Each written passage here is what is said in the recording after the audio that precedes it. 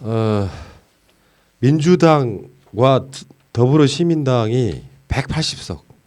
이건 뭐 묘하게도요. 사실 생각을 해본 적이 없는. 근데 정확히 좀 더 정확히 말하면은 조국 장관 그 검찰에 난 이전에는 이 정도 예상이 사실 됐었다고 난 봐요. 원칙적으로. 이 사람들이 그거는 아젠다라고 하는 게 뭐 경제 폭망 이런 거였었고 이런 저런 것들이 하나도 안 통하고 코로나는 오히려 외신으로부터 극찬이 쏟아지기 시작하니까 다시 조국 장관 이슈를 가져오긴 했었는데 근데 그 이후에 이제 이 사람들이 총 걸기하는 거잖아요. 조국 장관 뭐 빌미 삼아 가지고 있지도 않은 사실 가지고 계속 뭐 조국 때리기 하면서 이번에도 다시 그걸 점화시키려고 엄청 노력했었는데 180석 올 게 왔다고 저는 봅니다. 일단은 그러니까 코로나 대응을 잘하고 못하고 이런 걸 떠나서 그게 무슨 어느 정도 반영이 됐겠죠. 근데 이건 역사적 흐름이다. 저는 이렇게 꼭 말씀드리고 싶어요. 괴멸적 참패. 미래통합당의 괴멸적 참패. 좀 아쉬운 거는 의석이 너무 많아. 비례 다 포함해가지고 90석 이하면 딱인데 너무 많아요. 제가 봤을 때 그래요. 근데 저는 그 정치의 이제 역사적 단계론을 따지면 결국 미통당을 위시한 보수 세력들은 우리가 충청 지역에서 자민련이라는 세력이 사라졌거든요. 그러니까 JP가 이끌던 그런 것처럼 충청 자민련화 됐던 것처럼 나중에 그 대구 경북을 중심으로 한 지금 미통당이 제2의 자민련화돼서 결국은 소멸하는 과정의 중간 단계다라고 생각합니다. 그러니까 특정 지역만을 지금 지지 기반으로 하고 있거든요. 그러니까 서울에서도 미통당을 지지하는 지역은 너무도 극명해요. 그러니까 강남벨트 중심으로. 지금 용산, 서초갑, 강남갑, 강남병, 서초을, 강남을, 송파을, 송파갑 딱 네. 거기에 뭐 몰려 있는 거예요 지금. 네. 인접해 있는 지역들, 특히 부동산 이슈가 있는 지역들. 여기는 자기들 부동산 가격을 상승을 억제하는 그런 문재인 정부에 대해서 어떤 후보가 나오더라도 뽑아주겠다는 의지를 가지고 있는 사람들이 모여있는 특정 지역을 제외하면은 나머진 전부 다 그 민주당 지지 세력으로 돌아선 겁니다. 그래서 장기적으로 미통당은 다음 선거 한 번 더 치르면 지금보다 더 지역 정당화되고 소멸될 것이라고 생각합니다. 그러니까 이게 뭐 이따가 뭐 그 얘기 다시 하겠습니다만 180석의 의미가요 어마어마한 거예요. 더군다나 이제 어떨 때 개혁적 우호 지분이라는 게 있잖아요. 뭐 지금 정의당은 뭐 그런 상황을 좀 설명하기 좀 어렵겠습니다만 190석이에요. 우호적 지분까지 합치면 190석. 어마어마한 거고 지금 그 미통당 같은 경우는 이제 무소속 4명이 미통당 성향이기 때문에 한 107석 정도 되겠죠. 100석 밑으로 떨어뜨리지 못한 게 아쉽네요. 이제 개헌까지 갔었다면 얼마나 좋았을까. 저는 그 시기적으로 봤을 때 내년이나 그러니까 올해 하반기 그 정기국회 열리고 나서 개헌특위가 다시 가동된다고 생각하고 내년 상반기에는 개헌에 관련된 안을 마련해야 된다고 생각합니다. 그러니까 여야 합의로 어차피 합의해야 되기 때문에 그러면은 지금 우리가 180석이 넘습니다. 그다음에 민주진보 이렇게 블록까지 하면은 거의 190석 넘습니다. 거기다가 저쪽에서도 개헌을 요구하는 세력들이 있거든요. 찬성하는 사람도 있을 거예요. 네, 그러면 그 사람들 10명만 더 합류한다면 일단 국회에서 200석이 가능하기 때문에 개헌 뭐 통과시킬 수 있습니다. 국회에서. 근데 이제 문제는 미통당이 어쨌든 그 거대한 100석 가까운 100석 넘나요? 103석인가요? 그 원내교섭단체를 구성할 수 있는 정치 집단이기 때문에 거기와 타협을 하겠지만 우월적 지위는 우리가 가지고 있는 겁니다. 그렇죠. 그러니까 국민의 뜻이 이러하다. 그러니 우리의 말을 들어라. 전에 비등할 때 아니면 우리가 약할 때는 그 사람들 말을 존중할 수밖에 없는 거예요. 발목 잡히고. 네. 하지만 지금은 야, 안 하면 우리가 그럼 힘으로 보여줄게. 이럴 수 있는 거거든요. 국회 구성 자체가. 일단 180석은 묘한 게 5분의 3? 네. 이게 이루어짐으로써 국회 선진화법이 사실상 의미가 없어지는 그렇죠. 무력해졌죠. 그거는. 그러니까 180석이면 다 할 수 있는 거예요. 그러니까 누가 이렇게 표현하시더라고. 개헌선까지는 민심이 너무 오만해질까봐 안 좋고 180석 정도면은 그래도 국회 운영 쉽게 할 수 있지 않냐? 뭐 이런 식의 민심이라고 그것도 받아들일게요. 제가 늘 하던 얘기를 반복하겠습니다. 그러니까 우리가 작년에 국회에서 이인영 대표에 대해서 비난을 좀 여름에 많이 했었습니다. 왜냐면 나경원하고 맨날 뭐 맥주 마시러 다닌다, 뭐 밥 잘 사주는 누나 뭐 따라다닌다 그러면서 그럼 이인영 대표가 왜 그랬을까요? 128석밖에 없는 겁니다. 자기 집에 그 150석 넘어야 법률을 통과시킬 수 있는데 128석밖에 없기 때문에 힘을 얻을 수밖에 없는 거예요. 싫어도 영업을 할 수밖에 없었죠. 그렇죠. 그러니까 이게 180석이면요. 예를 들어서 지금 연동형 비례대표성을 더 띈 패스트트랙 마음껏 올리고요. 마음껏 또 4+1이 필요가 없잖아요. 지역구로만 160석이 넘었어요. 지역구로만. 그러니까 근데 이제는 조금 이것만 마무리하겠습니다. 이제는 좀 달라진 게 어. 일단 여야 간에 협상은 있을 겁니다. 원내대표 간에. 하지만 협상 태도가 다르죠. 작년 같은 경우는 이거 좀 같이 합시다. 해주세요였는데 지금은 이거 우리 하고자 하는데 그쪽 의향은 어떻습니까? 우린 반대인데요. 그래요? 그럼 표결을 가겠습니다. 쉬운 겁니다. 그러니까 5석이나 뭐 이제 소수 정당들이 깡패였었거든요. 네.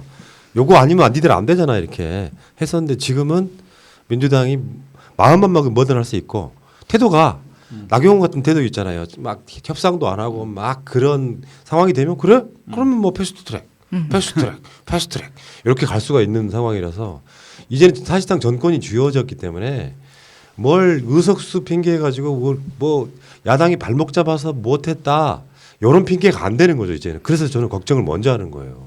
근데 이제 긍정적 측면 물론 이제 그 모든 현상과 제도에는 그 찬반이 있는 겁니다. 긍정 부정이 있는데 긍정적 측면만 보자면 지금의 입법부가 4년 임기이기 때문에 우리가 딱 내후년 2년 뒤면 우리가 대통령 선거해야 될 시기입니다.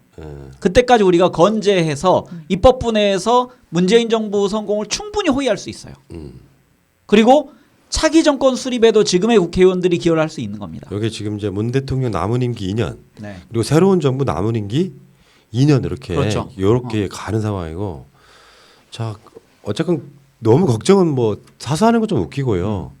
세홍지마의 교훈이라는 건 분명히 우리는 즐겨도 돼 이 승리를. 근데 민주당은 빨리 승리 모드에서 그렇지 않아도 지금 당 대표라든지 이낙연 위원장 같은 사람도 메시지가요 이겼다가 아니고 어휴 부담스럽다에 가깝더라고요. 잘해야겠다 이런 말씀이 좋아서 아직 그 시작은 괜찮은 것 같다는 생각이 들고요.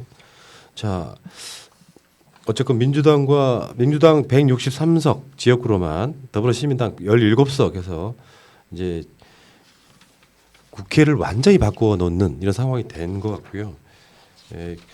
유시민 장관의 애원이 정확하게 접종한 거예요. 그 마치 무슨 운명처럼 180석 할 수 있어. 180석 뭐 이런 식의 이야기를 하니까. 근데 그 이야기는 이제 이 코로나 대응 등 관련해 가지고 여론이 막 올라오면서 180석 정도는 가능하지 않을까가 여기서 나왔던 이야기인데 실제로 무슨 말이냐면 이게 반대로 말하면 여론조사가 적중했다는 소리예요.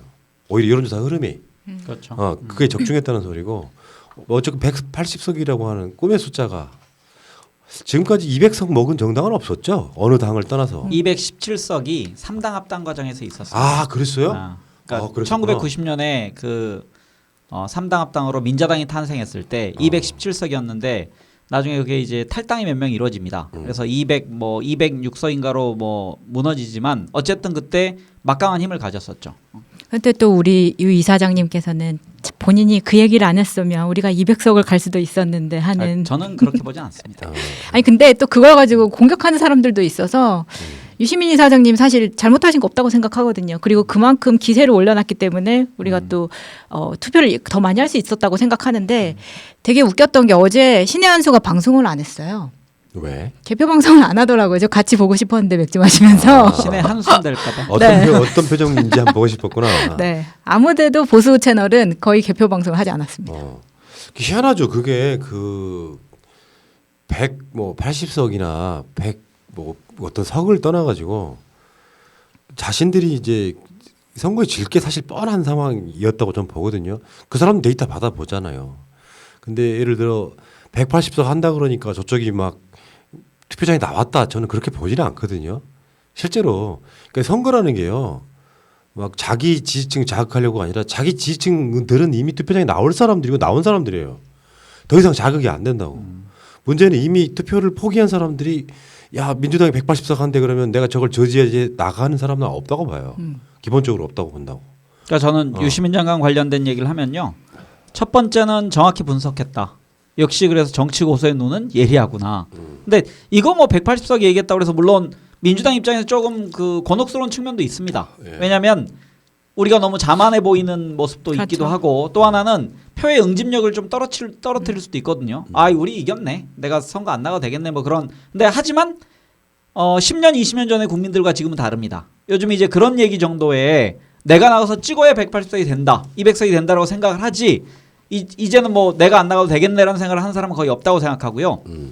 또 하나는 유시민 장관이 지금 이 과정에서 이 발언, 그다음에 지난번에 검찰과의 그 뭐 일전 등등 해서 많이 지쳐 있는 것 같습니다. 그래서 이제 더 이상 정치 평론을 안 하는 게 좋겠다라고 은근히 이렇게 밝히신 것 같은데, 저는 개인으로 따지면 휴식이 좀 필요한 시기라고 생각합니다. 하지만 결정적인 시기에 언젠가 또 나타날 것이다. 네. 그래서 유시민 장관을 요즘 좀 까는 사람들이 있습니다. 그러니까 유시민 장관 까고 뭐 김어준 까고 양정철 까고 뭐 이근영 까고 등등 있는데 그런 총질을 하는 사람 보면은 나는 민주당 지지자야라고 얘기하지만 실은 아닌 겁니다. 맞아요. 네. 그러니까 그 내부 총질만은 제발 멈춰야 한다.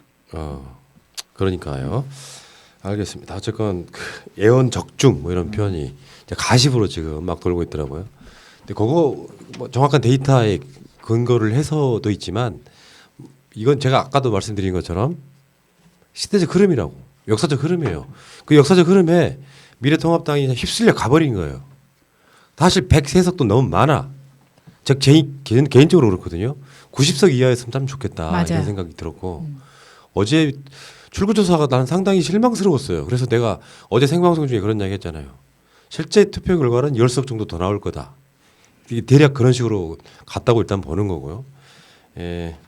어쨌든 기쁜 날입니다. 우리가 뭐 이런저런 이야기를 하지만 이렇게 기쁜 적이 있었던가, 선거를 통해 가지고. 문 대통령 선거는요 대세론이었기 때문에 믿어 의심치 않았어요. 당선되고 그게 지지율 몇 퍼센트든 상관없이. 근데 그렇죠. 지금 우리가 했던 최고 의석 지역구가 뭐 어쩌고저쩌고 해서 152석이었잖아요. 네. 제가 그 의석에 관련된 얘기 하나 할까요? 그러니까 그 당시에 열린 우리당이 152석을 가졌었는데 이 152석도 이제 과반이잖아요. 과반이었는데 그 당시 아마 299석이었을 겁니다. 근데 금세 붕괴됩니다. 이 안에서. 그리고 152석 중에 어떤 그 초선이 108석이었어요.